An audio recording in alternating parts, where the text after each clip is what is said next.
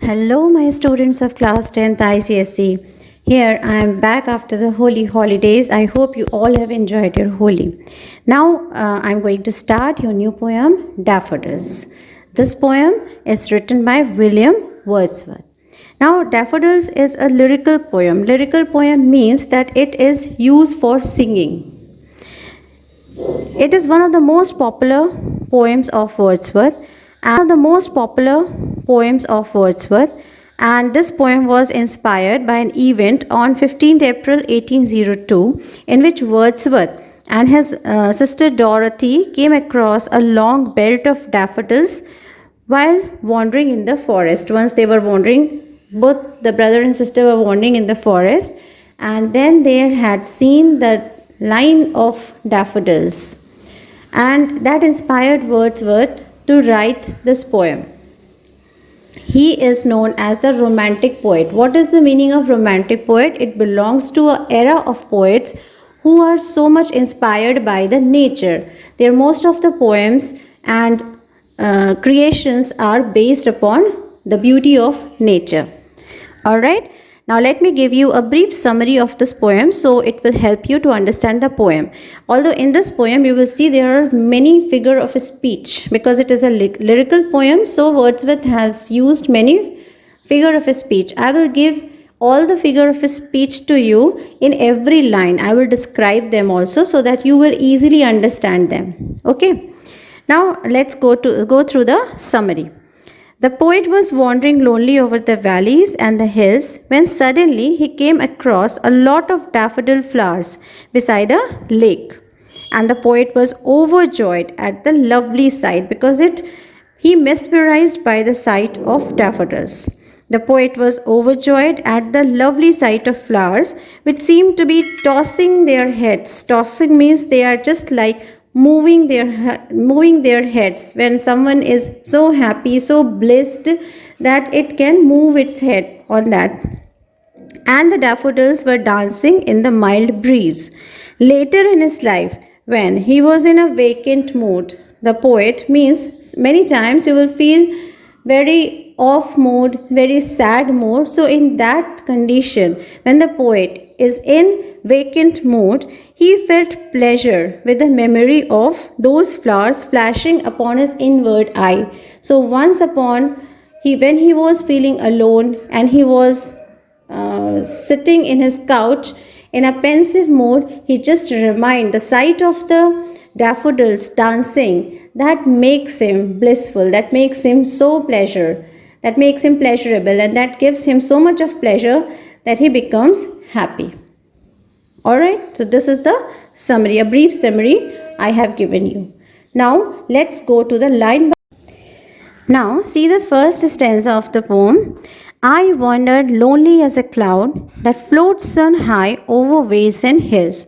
So here the poet is saying that he was traveling aimlessly just like a cloud over the hills and valleys of the mountains like district in England. So just like you see the clouds are moving here and there, you can say they are moving aimlessly. In the same way he is comparing himself with the clouds and he is moving aimlessly here and there. Now you will see in the first line, I wandered lonely as a cloud. Now by listening this line, you can easily say that it is simile. Why it is a simile? Because the poet has compared himself with a cloud and by using a word as. This is an example of simile. I have written there also. That floats on high over vales and hills. Vales means valleys. So where the clouds float, that floats on the valleys and hills. When all at once I saw a crowd. All of a once, he saw a crowd. Crowd means a group of people, you can say, a group of things, you can say. So he has seen a crowd. A host of golden daffodils. And what is the crowd? That is a bunch of daffodils. Host means a bunch of golden daffodils. Here he has referred daffodils as a golden color because it is a yellow color, and when the sun rays falls upon them, it shines like gold. Beside the lake, beneath the trees, fluttering and dancing in the breeze. Now, where they are? They are beside the lake. There is a lake, so beside that lake, he had seen many number of daffodils. Beneath the trees, the daffodils were under the trees also, fluttering and dancing in the breeze. Now, what is fluttering? Fluttering is a movement of head side by side. So the poet is moving his head. Now you can say that the daffodils are moving their head side by side and dancing. Now you can say that which figure of speech is used here in this line, fluttering and dancing, that is the personification. Because just like the human beings, the flowers are moving their heads and they are dancing. Alright? Now by reading these lines, you can say there is also an indication that it was a breezy day. How the flowers move their head when there is a breeze, a mild breeze is blowing. So we get an overall idea that it is a landscape which includes the valleys and hills, lakes, trees, flowers, and the breezy atmosphere. So when you read these lines, the image of all these things comes into your mind. So this is an example of imagery. Now come to the second stanza. Continuous as the stars that shine and twinkle on the Milky Way.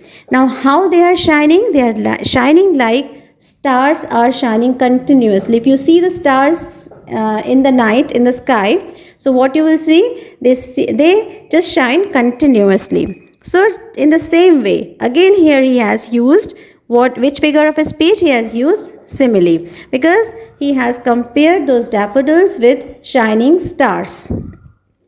And twinkle on the Milky Way, just like the stars twinkle. Twinkle means the shining of stars is called twinkling. That is on the Milky Way. They stretched in never-ending line. Who stretched? The daffodils are stretched in never-ending line. They are so much in number that you cannot count them. Wherever your sight goes, you can see only the daffodils. So that is in a never-ending line. Along the margin of a bay. Where it is? That is along the margin of bay. You can find them.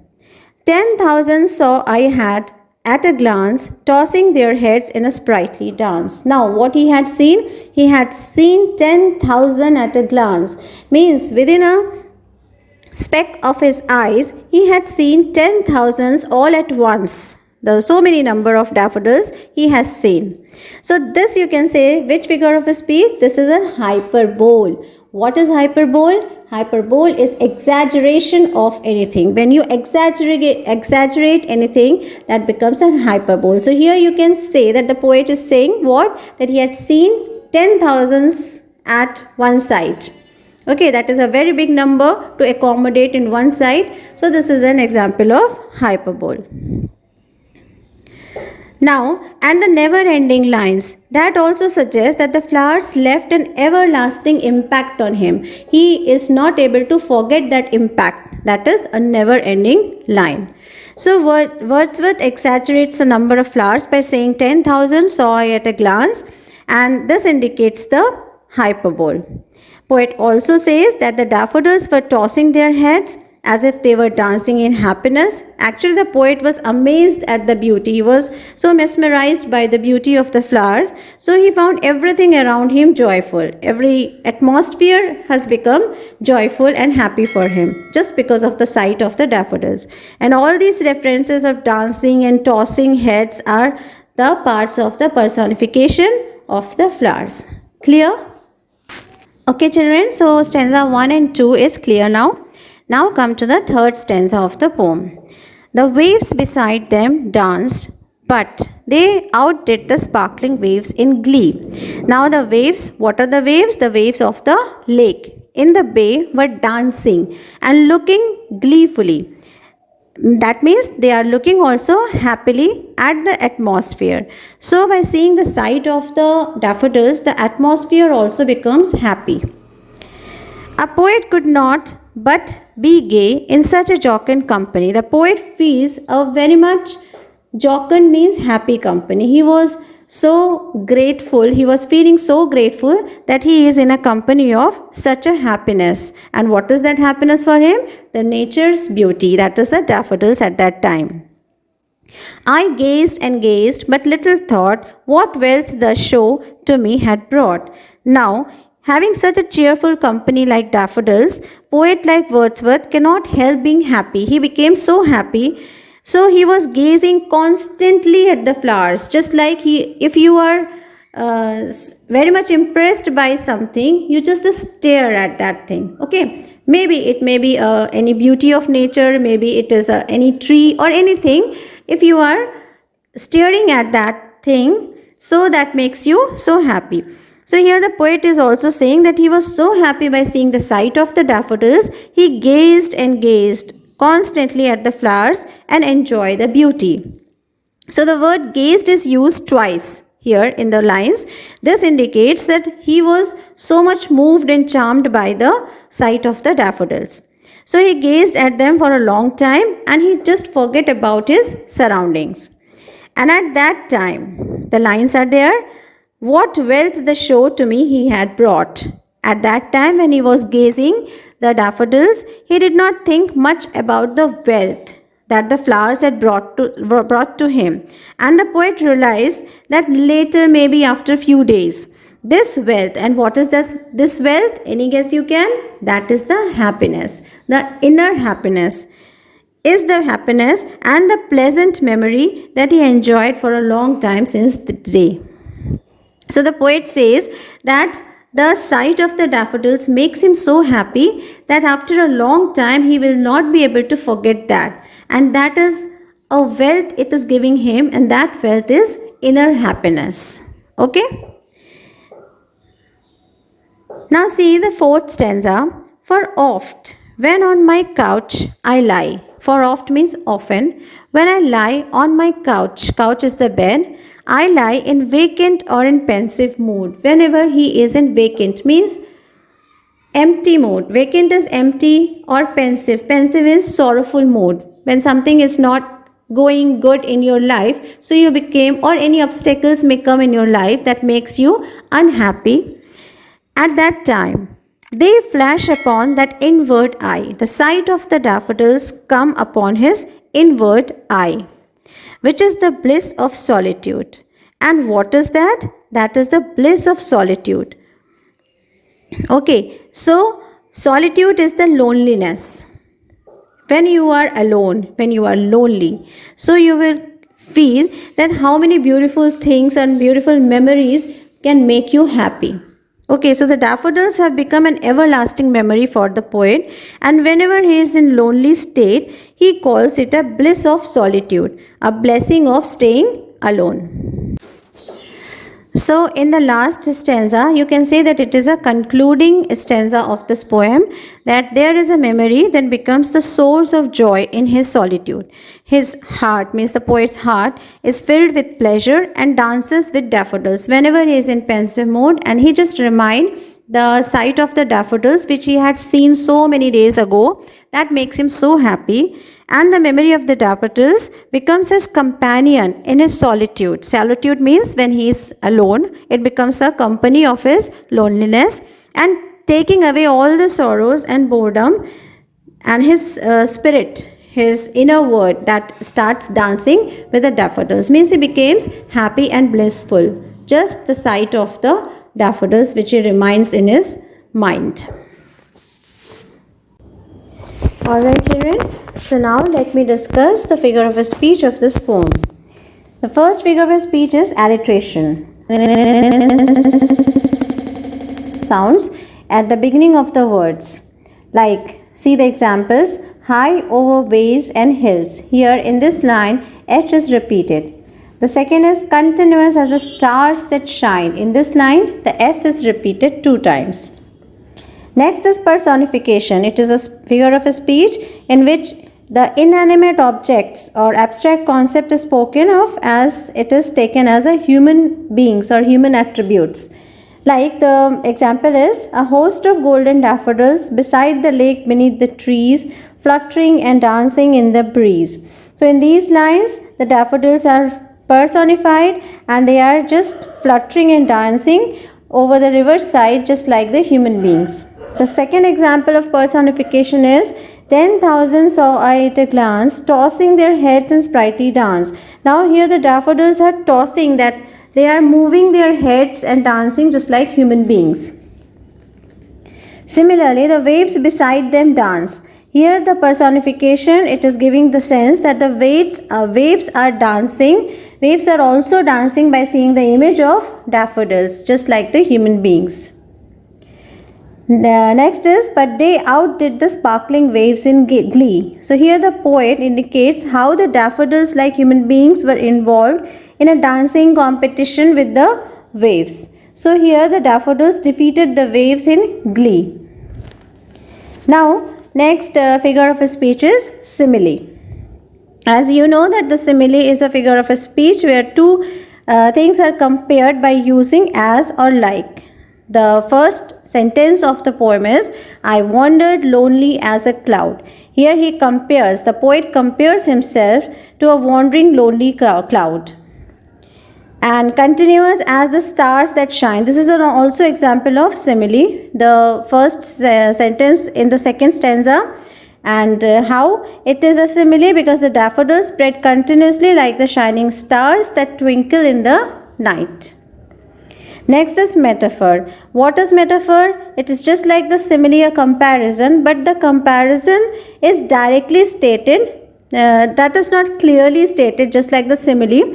It is directly implied on the things. That is the example of metaphor. The example is, I wandered lonely as a cloud that floats on high over vales and hills. This is an example of metaphor.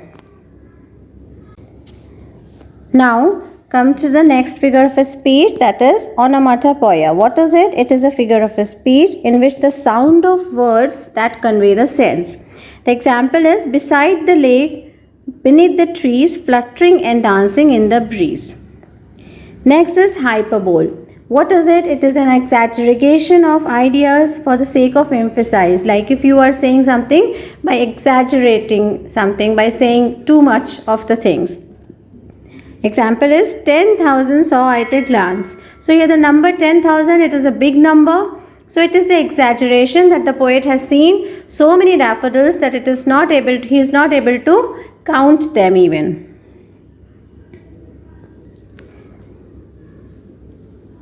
Okay, now see the rhyming scheme of the poem. See this stanza, I wandered lonely as a cloud that floats on high over vales and hills, when all at once I saw a crowd. Now see the first sentence of the first word of the first sentence, that is cloud. Cloud is rhyming with the crowd, that is the third sentence. The second sentence, last word is hills, that is rhyming with daffodils, which is the fourth sentence. And the last two lines, they are rhyming like trees and breeze. Always see the last words to see the rhyming scheme. So here we can say that cloud, in place of cloud we can write A. Similarly, we will write A in place of crowd. So it will become A and A in the first line and in the third line. Now see the second line, hills. Hills is rhyming with daffodils. So we are writing B in front of hills, and same here it is in the daffodils. So hills and daffodils are rhyming. See what is rhyming? The same sound words. So B, B in place of second and fourth line. Now see the rhyming scheme of the last lines, that is trees rhyming with breeze.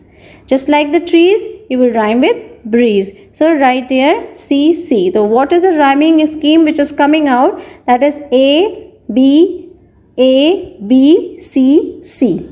Okay, clear? Now let me discuss the theme of the poem.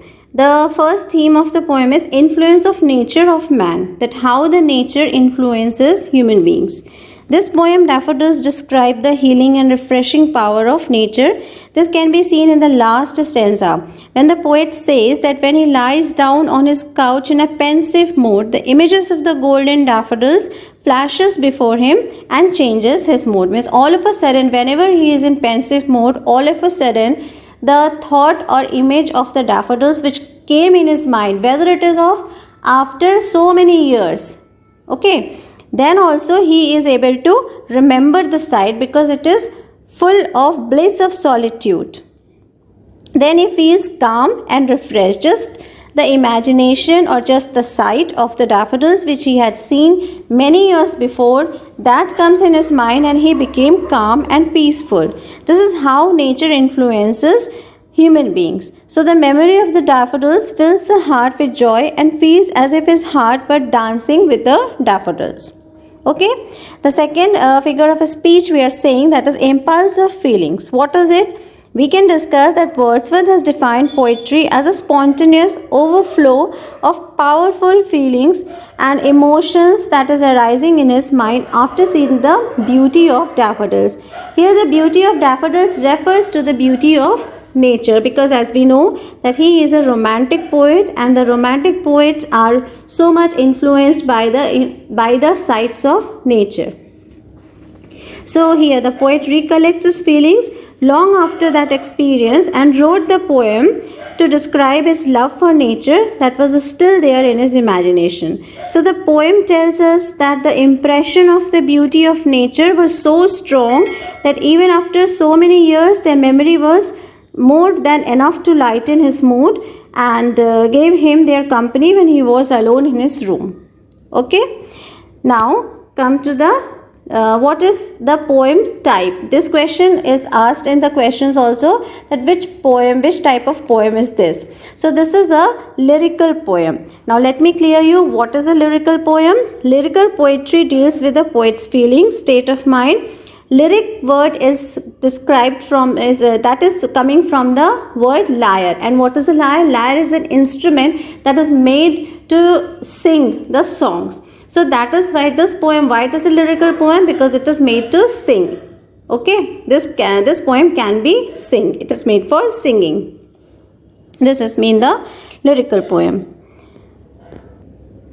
Now at the end, I hope I have cleared each and every line of the poem with all the rhyming schemes and theme also. Now for your practice, I am adding one more thing, that is I am adding a question paper of MCQs. There will be 20 questions that will be in the forms, Microsoft Forms. So you have to fill that questions and attempt the questions. You just tick mark the question and submit. So you will get the marks. Okay, every question is of 1 mark. In this way you will be able to practice for your exams also. Okay children, so bye for this time. Again I will come with a new video with a new poem. Bye bye. So children, do like, share and subscribe my YouTube channel, and don't forget to press the notification bell so that you don't miss any of my educational videos. You can ask me the questions in the comment section regarding this poem. I will surely solve your doubts.